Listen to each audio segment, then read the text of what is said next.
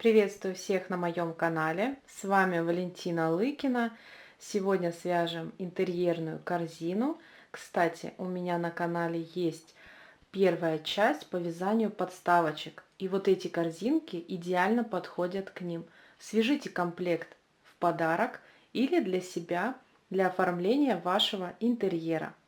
Вам потребуется любая пряжа. Я буду использовать трикотажную пряжу бисквит двух оттенков. Расход на экране. Необходимо донышко деревянное диаметром 15 сантиметров, а также крючки 5-6 для обвязки и крючок номер 7 для основного вязания. Для того, чтобы ниточка не перекручивалась, используйте моталку. Так вы обеспечите себе равномерную подачу нити.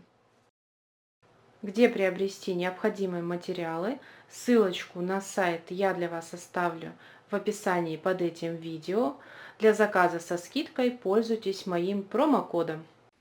Для начала выполним обвязку деревянной заготовки. Для этого необходимо отмерить вспомогательную ниточку около 30 сантиметров и обвязать по следующей схеме. Первый ряд соединительные столбики в каждое отверстие данной заготовки. Второй ряд столбики без накида. Их всего на протяжении всего этого круга должно быть 42 на заготовку диаметром 15 сантиметров. Далее выполняйте обвязку из соединительных столбиков. У меня на канале есть серия мастер-классов для того, чтобы вы обвязали данную заготовку. И ссылочки на мастер-классы я для вас оставила под этим видео. Для обвязки я использовала крючок номер 5. Вы можете также использовать и крючок номер 6 в зависимости от диаметра отверстий на вашей заготовке. Если у вас шестерка отлично входит в эти отверстия и в дальнейшем вам удобно провязывать столбики без накида, то используйте крючок номер 6. Этот выбор индивидуальный. Семерку мы будем использовать во всем дальнейшем вязании. Вяжем корпус корзинки, находим ту точку, где завершили вязание между рабочей и вспомогательной нитью. Вводим крючок в центр петли за одну ниточку. Дополнительно необходимо захватить дужку. Это задняя стенка от столбика. И располагается она на протяжении всего этого ряда. Захватываем рабочую нить, вытягиваем ее на лицевую сторону. Опять захват рабочей нити, провязываем подъемный столбик. Перемещаемся далее. Также в центр петли за одну ниточку вводим крючок и дополнительно захватываем дужку. Две ниточки у меня на крючке. Захватываю рабочую нить, вытягиваю ее, захват рабочей нити и провязываю следующий столбик. Перемещаюсь далее, также в центр петли за одну ниточку и под дужку. Захват рабочей нити, вытягиваем, захват рабочей нити, провязываем столбик. Так мы довязываем до конца этого ряда. На последнем столбике необходимо закрыть этот ряд. Ввожу крючок также в центр петли и под дужку. Захватываю рабочую нить, вытягиваю ее. Отпускаю рабочую ниточку и захватываю уже вспомогательную. Полностью ее протягиваю через эти петли. Теперь необходимо проложить вот такую же верхнюю петлю между последним и первым столбиком. Нахожу первый столбик и второй. Между ними под верхнюю петлю с обратной стороны я ввожу крючок. Захватываю вспомогательную нить и полностью ее протягиваю. Теперь эту ниточку необходимо проложить и вернуть в ту точку, откуда она вышла. С обратной стороны нахожу дужку и центр петли, откуда вышла вспомогательная нить. Захватываю вспомогательную нить и полностью ее протягиваю. Так я закрыла первый ряд. Теперь необходимо пересчитать. В этом ряду у вас должно быть 42 столбика. Вяжем второй ряд. Вводим крючок в центр столбика предыдущего ряда таким образом, чтобы он вышел в той точке, где завершили вязание. Захватываем рабочую нить и вытягиваем ее на лицевую сторону. Захват рабочей нити и провязываем подъемный столбик. Перемещаемся в следующую точку, также в центр столбика предыдущего ряда вводим крючок. С обратной стороны у нас будет по обе стороны от крючка ниточки, сверху дужка. Захватываем рабочую нить, вытягиваем ее, захват рабочей нити, провязываем столбик. Так вяжутся столбики в раскол. Перемещаемся в следующую точку и повторяем все то же самое. У меня на канале есть уже мастер-класс о этом узоре. Переходите по ссылочке в описании, там будут важные нюансы. А здесь мы довязываем до конца этого ряда и закрываем его тем способом, который я показывала ранее. Третий ряд вяжется аналогичным способом, как и предыдущий. Но здесь очень важно ввязать в полотно сразу вспомогательную ниточку. Она нам больше не потребуется. Довязав до конца ряда, мы обрезаем ниточку, оставляя хвостик около 10 сантиметров. И закрываем этот ряд тем способом, который я показывала ранее. И вот так у меня все здесь выглядит. Хвостик я уже спрятала в полотно. Следующее, что нам необходимо сделать, это связать листики. Перед этим отмеряем ниточку диаметром корзинки и плюс добавляем еще сантиметров 15 и обрезаем ниточку.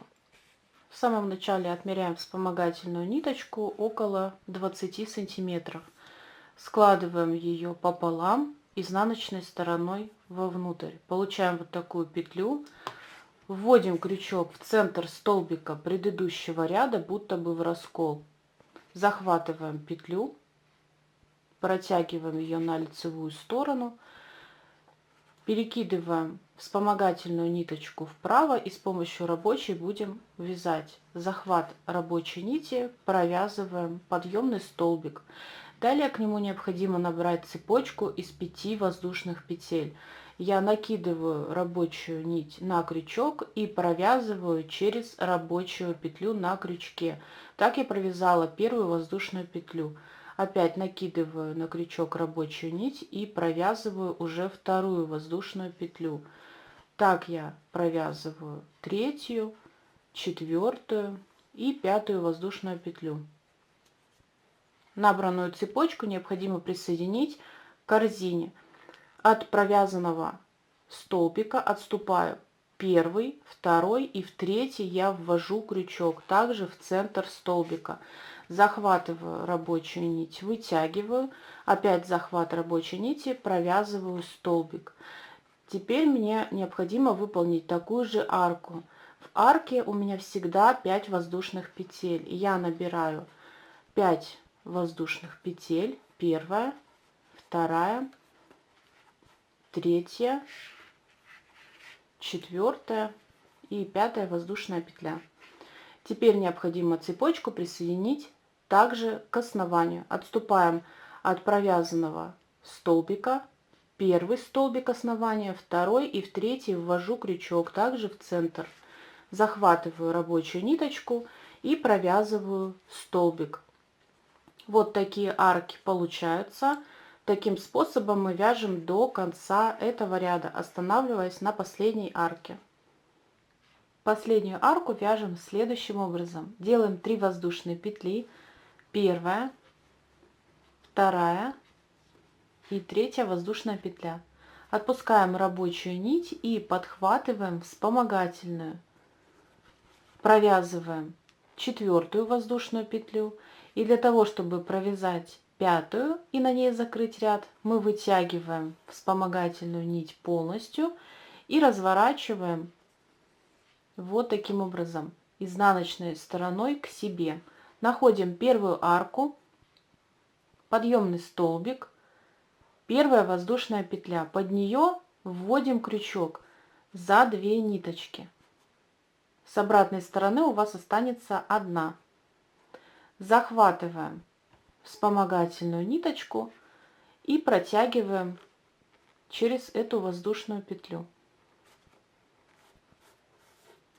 Теперь нам необходимо вернуть вспомогательную нить в ту точку, откуда она вышла. Вводим крючок в 4-ю петлю в центр за одну ниточку и захватываем сюда вспомогательную нить, полностью ее протягивая. Так я закрыла этот ряд, и внешний вид такой же, как и во всех случаях, где мы провязывали. Вяжем второй ряд листиков, вводим крючок в арку, где завершили вязание, захватываем рабочую ниточку и вытягиваем ее на лицевую сторону. И прежде чем я провяжу подъемный столбик, мне необходимо найти, где вспомогательная ниточка, вот она, ее необходимо перекинуть вправо, там, где мы будем завершать этот ряд. И только после этого провязываем подъемный столбик. Далее в такую арку нам необходимо провязывать по 5 столбиков без накида. Так как у меня ряд начался по центру, то здесь я провязываю еще один столбик, а оставшиеся 3 довяжу в конце ряда. Переключаюсь на следующую арку, и в нее необходимо провязать 5 столбиков. Ввожу крючок в арку, провязываю первый, второй, третий, четвертый и 5-й столбик без накида. Так я провязала первую арку, переключаюсь на следующую и повторяю все то же самое. Вяжем так до конца этого ряда и закрываем его тем способом, который я показывала ранее. Вяжем третий ряд. Здесь мы будем чередовать прибавки и убавки. Прибавки мы будем всегда провязывать по центру арки, то есть на центральный столбик мы будем провязывать 2 столбика в одну точку. Убавки мы будем формировать между арками за счет последнего столбика и первого столбика арки, провязывая их вместе. Я уже сделала подъемный столбик, он находится у меня по центру арки, поэтому сюда же я провязываю еще один. Таким образом я сделала прибавку. Далее у меня один одиночный столбик, также ввожу крючок в центр и провязываю столбик. Плавно подошли к точке, где нам необходимо выполнить убавку.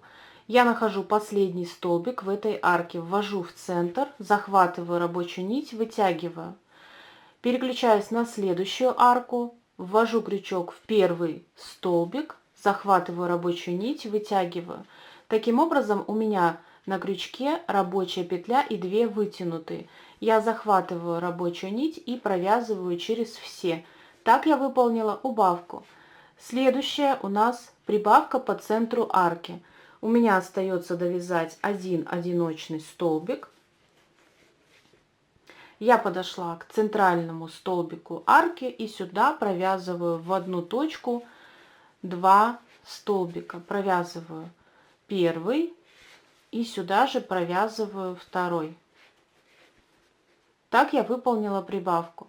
Далее один одиночный и опять убавка. С этой арки я захватываю ниточку и со второй арки тоже захватываю ниточку. Захват рабочей нити, провязываю их вместе. Так мы продолжаем вязать до конца этого ряда, закрывая его тем способом, который я показала ранее.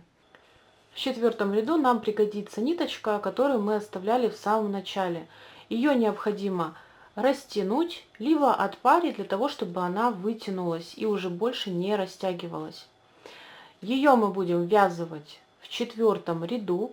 Можно этого не делать, можно связать полностью корзину и потом с помощью иголочки или крючка продеть в последний ряд. Но я не буду усложнять себе задачу, поэтому буду ввязывать сразу. Ввожу крючок в ту точку, где завершила вязание, захватываю рабочую нить и вывожу ее на лицевую сторону. Далее в эту область необходимо уложить ниточку, которую будем ввязывать, а также вспомогательную нить, она мне больше не потребуется. И только после этого провязываем подъемный столбик. Далее на центр каждой арки необходимо выполнить 2 столбика и пико. Таким образом мы делаем прибавку. И она будет располагаться между столбиками прибавочными прошлого ряда, то есть за верхнюю петлю. Довязываем до точки, где нам необходимо выполнить прибавку, провязываем еще один столбик. И теперь уже между столбиками прибавки прошлого ряда за верхнюю петлю я ввожу крючок. Сюда же мне необходимо уложить эти ниточки, которые ввязываю. Захватываю рабочую нить, вытягиваю ее. Опять захват рабочей нити, провязала столбик. Вяжем пико. Для этого я делаю 2 воздушные петли. Ввожу крючок за верхнюю петлю от столбика и за стенку столбика. То есть у меня на крючке 3 ниточки. Рабочая петля и 2, которые я сейчас захватила. Захват рабочей нити протягиваю через все эти петли, в том числе и через рабочую. Остается выполнить до конца прибавку, то есть провязать в эту же точку еще один столбик. Я ввожу крючок в эту же точку и провязываю столбик. Вот так я выполняю прибавку на каждой арке. Остается довязать 2 столбика до убавки прошлого ряда. Провязываю первый и провязываю второй.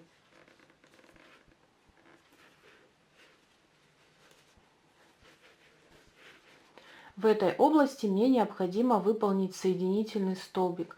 Я ввожу крючок за первую петельку и за вторую петельку от столбика. Опускаю крючок вниз, захватываю рабочую нить и вытягиваю ее. На крючке рабочая петля и вытянутая. Протягиваю вытянутую петлю через рабочую. Таким образом я провязала соединительный столбик. Далее мы повторяем все то же самое, что и в этом случае. Я довязываю до вот этой верхней петли между прибавками прошлого ряда. То есть здесь у меня 2 столбика провязывается. Первый. Вот эту ниточку я откину назад, в дальнейшем я ее спрячу, вот этот хвостик. И провязываю второй столбик. Между столбиками прибавок прошлого ряда я за верхнюю петлю ввожу крючок, провязываю первый столбик, делаю 2 воздушные петли, ввожу крючок за верхнюю дужку от столбика и за крайнюю ниточку столбика, захватываю рабочую нить и протягиваю через все, провязав пико. Сюда же я провязываю еще один столбик, я сделала прибавку. Далее у меня идет опять 2 столбика одиночных без накида. Довязываем до той точки, где мы делали убавку в прошлом ряду. Здесь мы захватываем 2 ниточки, опускаем крючок вниз, захватываем рабочую нить и провязываем соединительный столбик. Так мы повторяем до конца этого ряда. Вытягиваем эту ниточку полностью, и теперь нам необходимо закрыть ряд, проложить вот такую же петлю между соединительным столбиком и первым столбиком этого ряда. Находим первый столбик и второй столбик. Между ними сверху вот такая петелька. Под нее с обратной стороны вводим крючок за 2 ниточки. Захватываем вытянутую нить и полностью ее протягиваем. Теперь нам необходимо вернуть ее в ту же точку, откуда она вышла. С обратной стороны вводим крючок в центр петли, откуда вышла нить, которой мы закрываем сейчас этот ряд. Вот таким образом ввели крючок, захватываем ниточку и полностью ее протягиваем. Вот так закрывается последний ряд. Теперь необходимо стянуть верхний край корзинки, и делать мы будем это с помощью той самой ниточки, которую сейчас ввязывали. Просто берем один хвостик и начинаем потихоньку подтягивать. Получаем вот такой гофрированный край. Тяните аккуратно, чтобы не порвать эту нить. Так мы подтягиваем на протяжении всего диаметра корзинки. После того, как вы стянули корзинку и вас устраивает результат, мы завязываем эти хвостики на узелок, обрезаем покороче ниточки и прячем их в полотно. Также необходимо спрятать и хвостик, который остался от закрытия последнего ряда.